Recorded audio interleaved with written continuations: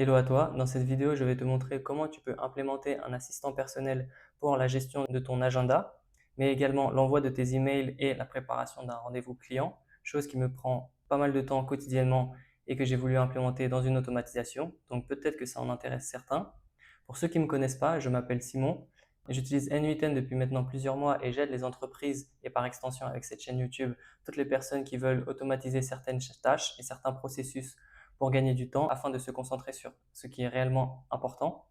J'ai construit cette automatisation car je perdais pas mal de temps à préparer mes rendez-vous clients afin de savoir à qui j'allais parler, c'est-à-dire connaître la personne, son parcours, son entreprise, son secteur d'activité. Et donc, j'ai regroupé tout ça dans une automatisation qui permet également la gestion de mon agenda, l'envoi de mes mails et surtout la préparation du meeting. Donc maintenant, si on essaye une démonstration de cette automatisation sur Telegram, qu'est-ce que ça donne? Donc, je suis sur Telegram et si on envoie un audio du style « Donne-moi le planning de demain et écris-moi la préparation du meeting de demain par texte, s'il te plaît, et envoie-moi le fichier Jarvis vidéo description à mon email qui est sim.arch@proton.me. Est-ce que tu peux m'envoyer tout ça par texte, s'il te plaît? » Donc voilà, le message vient de s'envoyer. Maintenant, ça prend un peu de temps car il faut que le message passe par tous ces nœuds-là. Ça prend environ une trentaine de secondes. Et donc, pour le moment, je viens d'avoir tout ça. Il vient de me renvoyer tout ce message-là. Donc, le planning de demain. Ensuite, la longue préparation du meeting que j'ai. Et l'envoi du fichier. Donc, on a le brouillon. Tout est écrit en français. Super. Donc, maintenant, je vais juste… Voilà, hop. Je vérifie quand même que tout était bien. Et donc, si je clique sur envoyer,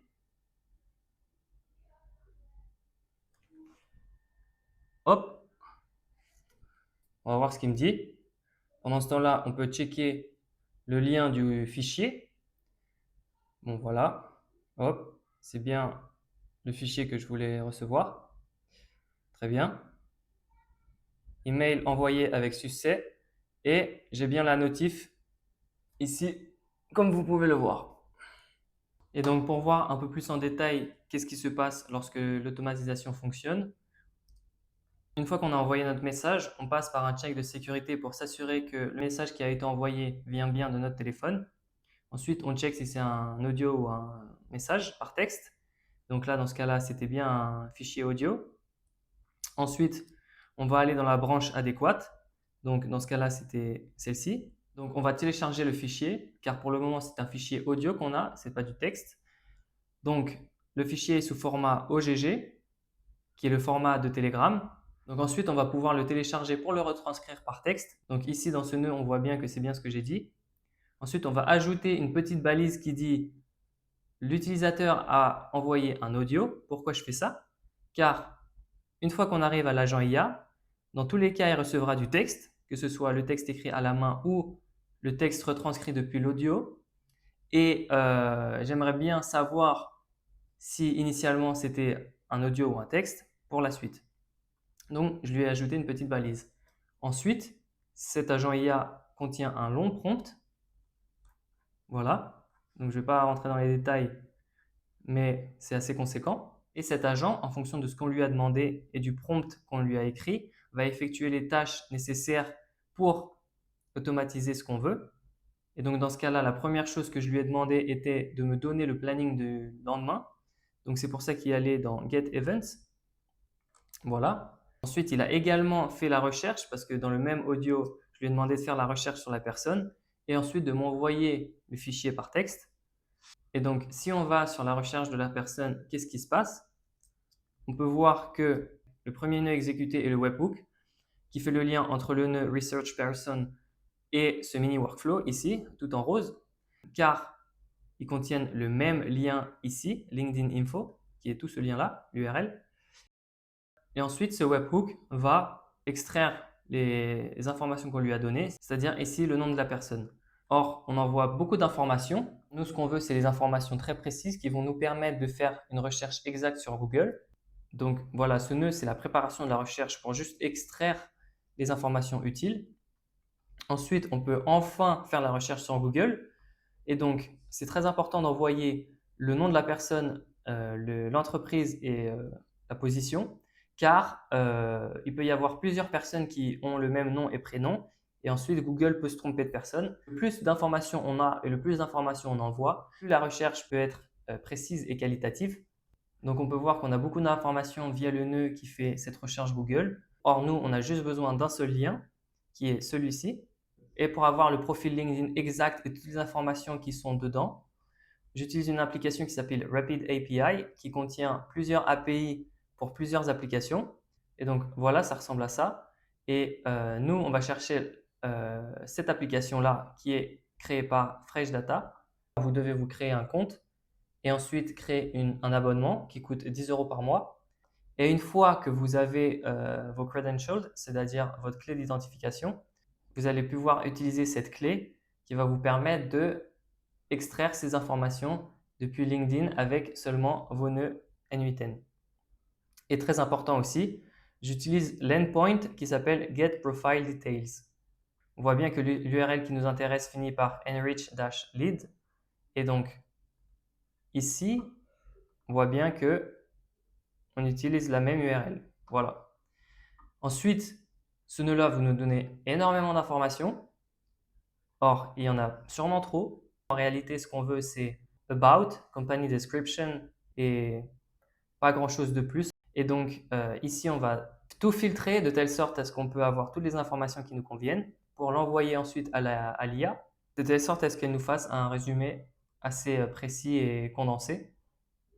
Et ensuite, la réponse, on va pouvoir la préparer pour la renvoyer à notre nœud, ici, Research Person, pour l'envoyer de nouveau à l'agent IA et qu'elle nous envoie enfin la réponse.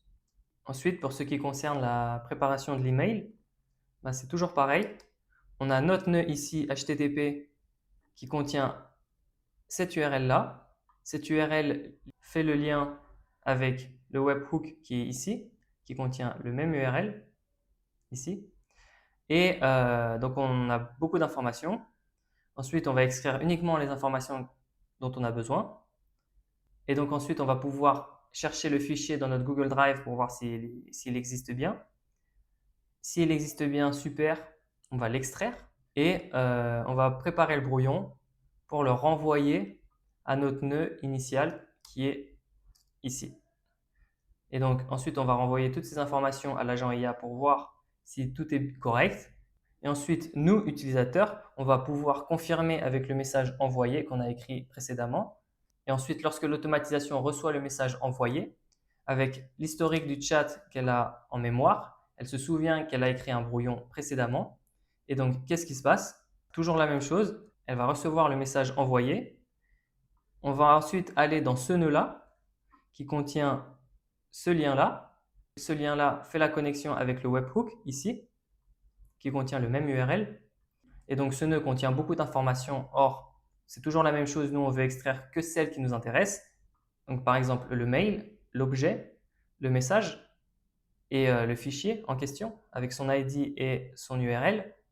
Et donc, ensuite, on va pouvoir s'assurer que le fichier est bien en mode reader pour pouvoir le partager. Et ensuite, on va pouvoir l'envoyer avec l'application Gmail. Et donc ensuite, on va pouvoir répondre à l'agent IA, OK, le message a bien été envoyé. Et donc, ce webhook refera la connexion avec cet outil qui recevra toutes les informations de ce mini workflow ici, des 5 nœuds, qu'on va renvoyer à l'agent IA. Et l'agent IA va nous confirmer, OK, si j'ai bien reçu email sent successfully, alors je vais pouvoir envoyer à Telegram. Le message a bien été envoyé avec succès, tout s'est bien passé, ce qui a été le cas précédemment.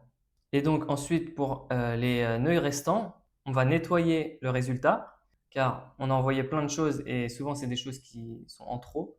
Ensuite, on va pouvoir décider si c'est un audio qu'on veut ou un texte. Dans mon exemple, j'ai dit de m'envoyer tout ça par texte, donc on va dans la branche texte. Ensuite, on synthétise l'output final de telle sorte à ce que lorsque l'on reçoit le message sur Telegram, tout ça se voit correctement. Et ensuite, on peut envoyer le message. Donc voilà, j'espère que cette vidéo vous a plu. Si vous avez des questions, n'hésitez pas à me les mettre en commentaire, j'y répondrai. Et si vous avez une entreprise et que vous aimeriez automatiser certaines tâches, n'hésitez pas à me contacter. Et si jamais vous avez également d'autres idées d'automatisation que je pourrais faire pour la communauté, alors n'hésitez pas à me le dire. On se retrouve dans la prochaine vidéo. Merci à tous.